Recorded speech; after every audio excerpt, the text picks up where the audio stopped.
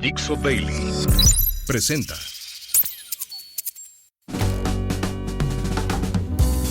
Bienvenidos, esto es Fuera de la Caja. Yo soy Macario Esquetino y le agradezco que me acompañe en esta lectura colectiva que estamos haciendo del libro más reciente, Conspiraciones. Llegamos al espacio en el cual hablamos del sexto siglo, que pues habría empezado recientemente. Estamos hablando del futuro, pero antes de eso aprovecho porque esto lo verá usted probablemente el 25 de diciembre, de manera que le deseo una muy feliz Navidad.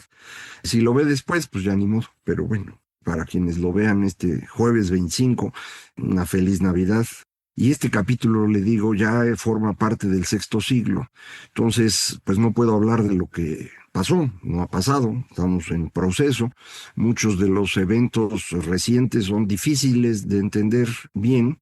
Si para hablar de cuestiones históricas a veces nos faltan datos y se nos hace difícil interpretar, para las cosas recientes el tema es que estamos involucrados y esto pues hace emocionalmente difícil separarse y evaluar adecuadamente las cosas. De manera que estos dos capítulos del sexto siglo no tienen la misma lógica de los anteriores. En los anteriores hablábamos en el primer capítulo de cada siglo del contexto y en el segundo de lo que pasaba aquí. Ahora, en este primer capítulo del sexto siglo, lo que trato de hacer es definir las bases sobre las cuales creo que hay que entender las cosas que nos ocurren en este momento. Es, en el fondo, una explicación de cómo interpreté lo anterior, pero aquí lo pongo ya de una manera que permita usarlo como herramienta para entender hacia adelante. Y la esencia de esto es que creo que los seres humanos tenemos que entenderlos separando tres cosas que cada uno de nosotros tiene que resolver y que la cultura va a ir ayudándonos a procesar de una manera distinta y por eso en el tiempo va cambiando. Y estas tres cosas son nuestra relación con lo que imaginamos trascendente, que tiene que ver con esta motivación que tienen los seres humanos que hasta el día de hoy no hemos encontrado en ningún otro ser vivo, y es que nosotros sabemos que vamos a morir. Muchísimos animales grandotes se dan cuenta de la muerte de sus cercanos, los elefantes, los chimpancés, muchas aves, los mascotas, todos ellos sufren cuando se muere alguien cercano, pero no hay ninguna evidencia de que de ahí ellos deduzcan que ellos mismos van a morir. Nosotros sí, los seres humanos sí nos damos cuenta que vamos a morir, y eso nos aterra, y queremos superar eso. Algunos lo están intentando en tiempos recientes con unas cosas extrañísimas, con las cuales creen que pueden vivir eternamente. Ojalá tengan suerte y lo logren. Hasta hoy nadie lo ha logrado. Hay otros que buscan sobrevivir virtualmente a través de escribir libros, hacer videos, cosas de esas. Está el famoso refrán aquel de hay que tener un hijo, hay que sembrar un árbol, hay que escribir un libro. Hay muchas cosas que hacemos, ninguna en el fondo sirve, nos vamos a morir de cualquier manera. Y una de las formas que hemos construido los seres humanos para superar este tema es la invención del más allá, la idea de que hay algo más allá de este mundo y que cuando uno muere puede ir hacia allá. Distintas religiones lo resuelven de manera diferente. En algunos casos hay esta idea de que se reencarna uno y dependiendo de qué tan bien se portó, pues reencarnas en algo superior o si no te portaste bien en algo inferior. Otras religiones piensan que hay una especie de más allá, pero nada más. En la religión cristiana, pues hay la posibilidad de que ese más allá sea pues estando frente a la gloria divina eternamente, o pues que se vaya uno a que lo castiguen los demonios. Hay muchas cosas. El tema es que esta relación con lo trascendental es importante. De hecho, eso es lo que creo que explica en buena medida la forma como se construyó América, lo que llamamos América Latina específicamente, y Nueva España en particular. El monoteísmo que llega de Europa, expansivo, que exige que todo mundo crea en el único Dios verdadero, que es el de ellos, mientras que aquí estamos todavía en un nivel, le comentaba, de pequeños dioses que apenas están configurando un panteón de dioses grandes.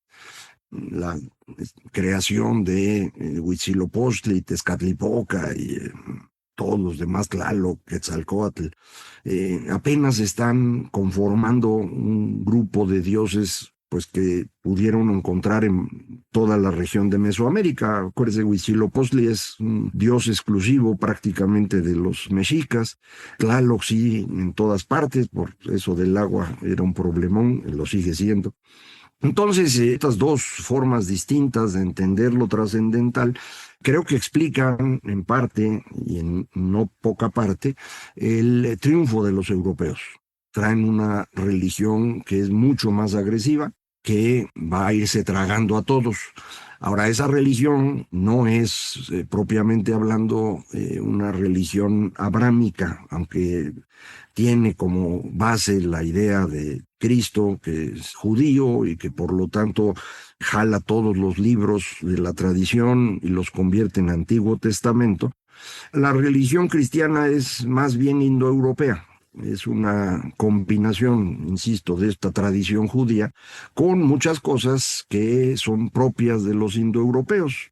Los indoeuropeos llegan a Europa, vamos a decirle así, de hecho ni son indios ni son europeos, del centro de las estepas, pero son los que van a moverse en varias olas en distintos momentos del tiempo, en miles de años, hacia Irán y la India por un lado, llegan incluso a China, aunque esos no sobreviven, y llegan hacia Europa, insisto, varias oleadas, una de ellas hacia abajo, que es de donde vienen los primeros que llamamos griegos, una segunda oleada de griegos, en la primera también están los hititas, hay otra oleada que va hacia arriba y de ahí vienen los celtas. Y bueno, todas estas traen ciertas creencias que usted va a encontrar continuamente y por eso la mitología nórdica y la mitología griega tienen tantos parecidos.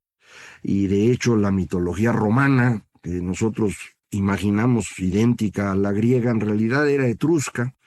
Y se fue transformando. Entonces, todas estas creencias son las que van a incorporarse en el cristianismo y esta religión, por ser de ese carácter indoeuropeo, es bastante más flexible. Es algo que no tienen el judaísmo y el islam, que son bastante más rígidas, digámoslo así. En el caso nuestro y en el caso de la India es mucho más todavía la flexibilidad. Pues se van tragando dioses, ¿no?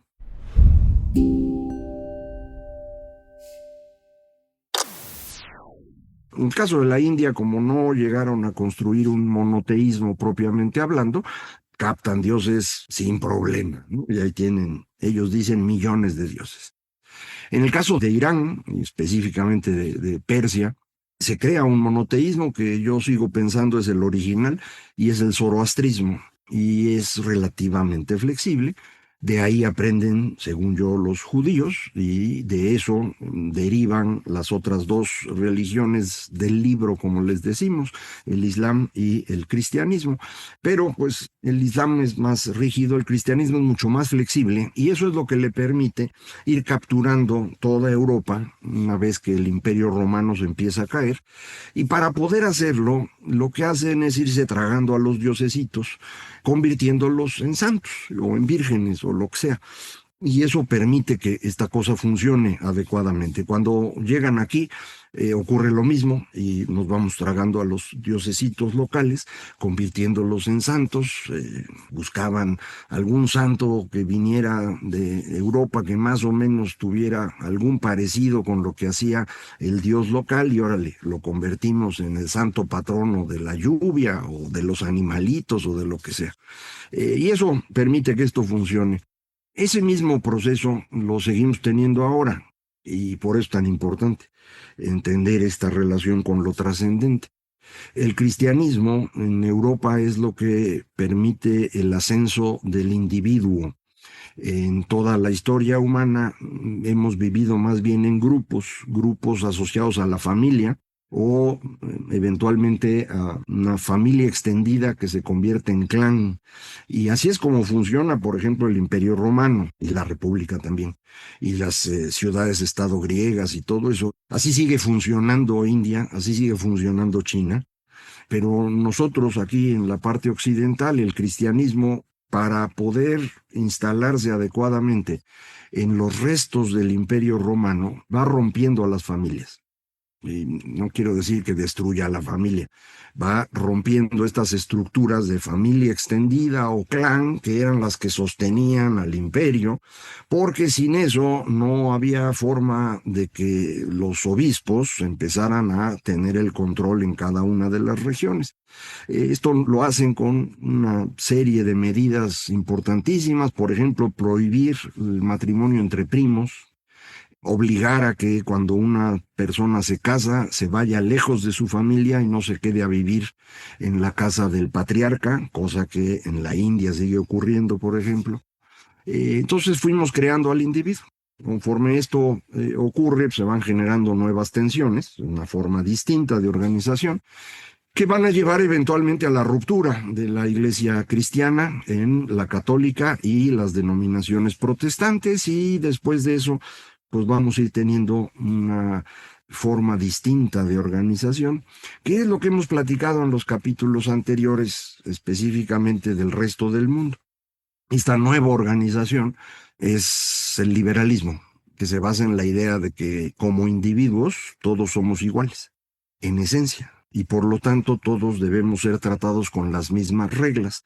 Todo mundo es igual frente a la ley. Y esto obliga a la creación de un Estado distinto. Ese es el Estado moderno, ¿se acuerda? Que empieza a aparecer en el siglo XVII en Inglaterra, un poquito antes de eso en Países Bajos, que es muy chiquito, un poquito después en Francia, y decía yo, se abren dos formas distintas, la parlamentaria y la dinastía, que van a estarse enfrentando. Y estos procesos que están ocurriendo, acá en América ocurren de manera muy distinta, porque acá esto no permea. Acuérdese, nos tocan estos dos grandes reyes españoles, uno el creador de España, que es Carlos I, y luego su hijo Felipe II, gobernantes durante prácticamente todo el siglo XVI, que van a defender a la Iglesia Católica a muerte, literalmente. Y esto significa, pues, que en España, en buena parte de Italia, un cacho de Francia y sobre todo aquí en América, esas ideas extrañas del individuo y el liberalismo no se aceptan. Cuando en el siglo XVIII esto en Francia se convierte en la Revolución y en el ascenso de Napoleón, los Borbones españoles, que son pues así una rama menor realmente, no lo quieren, y eso es en parte la gran disputa alrededor de Fernando VII. Para los españoles, Fernando VII representa que continúe ese viejo catolicismo, mientras que Napoleón significa la llegada del liberalismo y el individuo, y eso sí, no. Y por eso aquí en América todo el mundo dice viva Fernando VII, no porque tuvieran mucha idea del tema político, no, era el miedo a estas ideas extrañísimas. Y eso aquí en México se refleja en que cuando nuestras élites quieren construir repúblicas liberales, pues ni quien les haga caso, man, ¿no? Es decir, nadie quiere eso aquí, porque no habíamos seguido ese proceso nosotros. Y no lo vamos a hacer sino hasta Porfirio, prácticamente hablando. Entonces, esta relación con el trascendente es importantísima. Hoy estamos viviendo a nivel global un tema particularmente complejo en esto, porque esta construcción liberal que se refleja en forma de gobierno en repúblicas democráticas está siendo amenazada por grupos distintos que apelan nuevamente a ideas religiosas. De un lado tenemos el Islam radical, que está tratando de destruir a Occidente. Por otro lado tenemos estos ortodoxos rusos, que son más o menos lo mismo, el señor Putin. Pero de este lado traemos un montón de personajes que creen que lo que hay que hacer es regresar a la religiosidad del siglo XVI o XVII, y eso pues no va a funcionar. el mundo que tenemos hoy, este mundo que ha generado tanta riqueza, que nos ha permitido ser 8.000 millones de seres humanos y que todo el mundo coma mejor hoy que en cualquier época histórica pasada, o que la esperanza de vida haya crecido brutalmente. Eso se logró gracias a Occidente, gracias al individuo, y quitar eso nos va a convertir en pobres a todos, y no va a ser buena idea, pero es un tema muy difícil porque no es racional, es emocional. Y entonces en eso estamos ahorita. Ya lo hemos platicado en las emisiones de largo aliento. Yo creo que eso está asociado a las tecnologías comunicacionales, que cuando nos cambian la forma de comunicarnos entre nosotros, nos generan una incertidumbre muy grande, gran angustia, y esto nos hace buscar referencias que suelen asociarse a la colectividad. Esa colectividad que alguna vez fue muy religiosa y que en el siglo XX hubo el experimento de hacer movimientos religiosos laicos.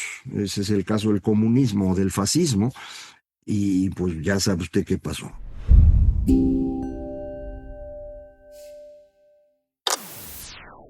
Bueno, esto es el segundo tema en el cual es importante entender a los seres humanos, la relación con los demás. Y esta relación con los demás es precisamente esta construcción de familias o clanes que se van eliminando solo en Occidente, gracias al cristianismo, para dar lugar a individuos que en el tiempo deciden que eso de la religión pues no ayuda y más bien medio estorba, y empiezan a construir países laicos en donde haya libertad de cultos, y esto forma parte de la construcción de estas repúblicas democráticas liberales. Entonces, ese proceso nosotros no lo tenemos, insisto, solo puede uno encontrarlo un poquito en el porfiriato. En la construcción del siglo XX que hace Cárdenas no se busca construir ciudadanos, lo que se busca es construir corporaciones que sostengan al Estado. Por la misma dinámica de la economía y de la urbanización, los ciudadanos empiezan a aparecer. Y esa es esa clase media que para los años 60 empieza a presionar al régimen, lo platicamos en el capítulo anterior, y eventualmente va a llevar a la crisis entre las estructuras que traíamos tradicionales y las que superimpuso el señor Cárdenas tratando de reemplazarlas. Pero el caso es que no nos movimos en la construcción de individuos, de ciudadanía, lo suficiente para que nuestra democracia aguantara a un Mesías tropical como fue el que nos tocó. Entonces, esta relación con los otros es la segunda. Y hay una tercera relación, que es la relación con las cosas. Ahí hay muchas formas de ver esto, pero es muy importante. La relación con las cosas tiene que ver con la relación de propiedad. ¿Qué cosas puede uno ser propietario de y qué derechos tiene uno sobre eso? Para explicarlo en el libro, hago uso de un par de herramientas de los economistas que tienen que ver con las características de los bienes. Bienes públicos, esos que a la hora de producir, produce uno para todos o no produce uno para nadie. El caso ejemplar es la seguridad nacional. O defiende usted a la nación completa o no defiende nada. Entonces, ese es un bien público. Como no puedo reducir la oferta, sino que es para todos al mismo tiempo, esos bienes no pueden tener precio. De manera que si alguien quiere producirlos, tiene que conseguir financiamiento de otro lado. El gobierno ofrece seguridad nacional e impartición de justicia a cambio de impuestos. Y esta es una construcción histórica que en el caso europeo se fue haciendo alrededor de los hombres fuertes que controlaban una región y garantizaban a quien vivía en esa región que los iban a defender de los demás, y que cuando hubiera un conflicto allí al interior de la región, ellos iban a decidir quién tenía razón y quién no. Esto es lo que rompen los reyes poderosos en los siglos XVI y XVII para ir construyendo el poder del rey por encima de los hombres fuertes locales. Y esto eventualmente se convierte en el Estado moderno. Aquí en México eso no ocurre. Otra vez, para poder instalarse don Benito y luego Porfirio, necesitan arreglos con los hombres fuertes locales. Porfirio sí logra avanzar algo en concentrar el poder en el centro, pero no lo suficiente. Y luego Cárdenas lo hace pues con esta estructura corporativa doble a nivel nacional, en donde en cualquier rincón de este país había al menos dos personas del PRI, del gran estructura. Uno era el presidente municipal y el otro era el líder local, ya sea de los campesinos, de los obreros, del sector popular, de lo que fuera. Al tener dos, ninguno podía tener el poder, y el poder se movía hacia arriba hasta llegar al presidente, que tenía todo, y se convertía en el árbitro entre estos grupos. Ya no son hombres fuertes locales, ahora son corporaciones, pero esto sigue siendo una estructura en la cual el individuo no puede funcionar bien. En este país no hubo Estado de Derecho propiamente hablando nunca. Logramos avanzar algo en los últimos años, pues ya se borró por completo.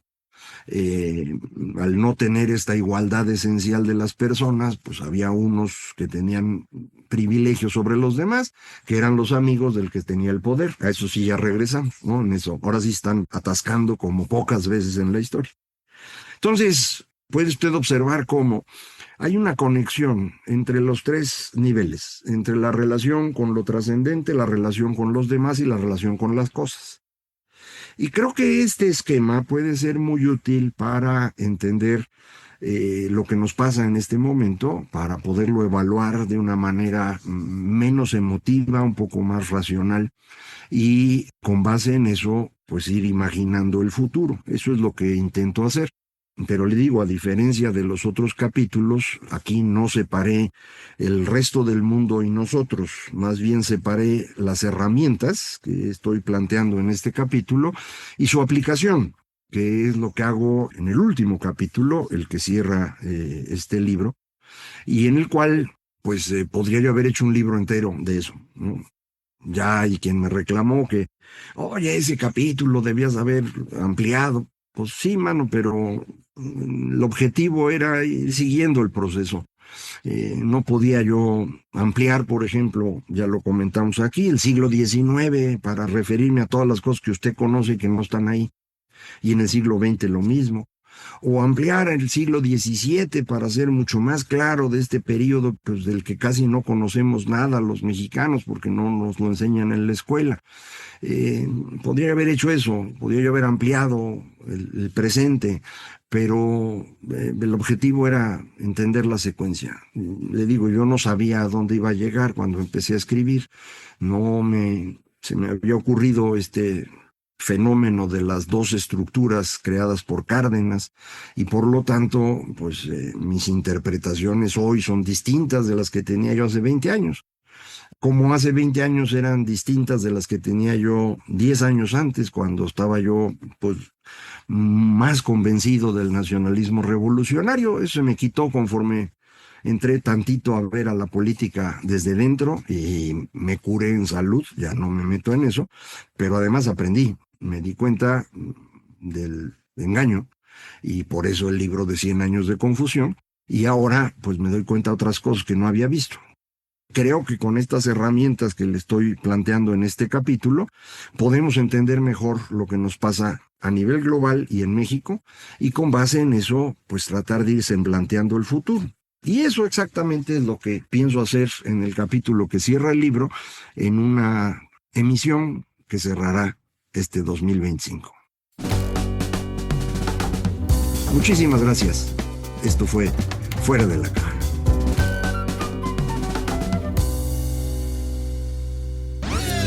Una producción de Dixo.